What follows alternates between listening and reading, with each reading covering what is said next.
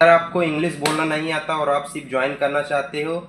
तो आप कर सकते हो, लेकिन मेन रीज़न ये है कि एक्सीडेंट के काज ज़्यादा बढ़ जाते हैं, क्योंकि शिप पर जो होते हैं वो डिफरेंट डिफरेंट कंट्री के लोग रहते हैं यहाँ पर। अगर वो अपनी भाषा में बात करेंगे आप समझ नहीं पाओगे। या तो आप 30 से 40 देश का लैंग्वेज सीखो, या तो बेटर ये है कि आप इंग्लिश लैंग्वेज सीखो, क्योंकि आपको हर जगह यहाँ पर देखने को मिलेगा कि working language on board is English. English यहाँ पर बोलना ज़रूरी नहीं है, लेकिन कभी कभी इस कंडीशन में, जैसे आप कभी फॉरवर्ड स्टेशन चले गए, आफ्ट स्टेशन चले गए, आप इंजन रूम में हैं, chief engineer, chief officer, captain आपसे अगर कुछ बोला, उस टाइम आप गलत रिस्पांस दे रहे हो या आप कुछ रिस्पांस ही नहीं कर पा रहे हो, आपको इंग्लिश बोलना नहीं आता,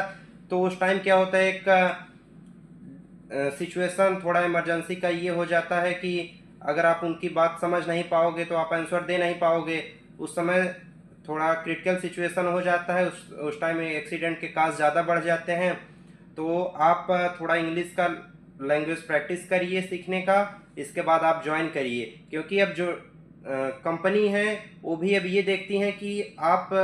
70%, 75%, कुछ कुछ कंपनी तो 80% इंग्लिश में मांगती हैं, क्योंकि वो 200 नंबर का एग्ज़ाम कंडक्ट करवाती हैं। अगर आप उसमें 80% इंग्लिश में 75%, 70% अगर आप नहीं ला पाए तो आपका एग्ज़ाम क्लियर नहीं होगा, आप जो है ज्वाइन ही नहीं कर सकते हो कंपनी। तो थोड़ा थोड़ा रोज़ आप प्रैक्टिस करिए, इसके बाद इंग्लिश बोलने का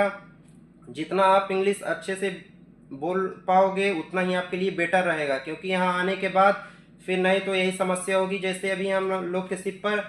6 लोग रसियन हैं और एक कजाकिस्तान के हैं। या तो हम रसियन लैंग्वेज सीखें या फिर कजाकिस्तान का लैंग्वेज सीखें या फिर इंग्लिश में बात करें। तो अगर इंग्लिश आपको आता है तो आप नॉर्मली सर्वाइव कर सकते हो, कोई दिक्कत नहीं है, एकदम इजली।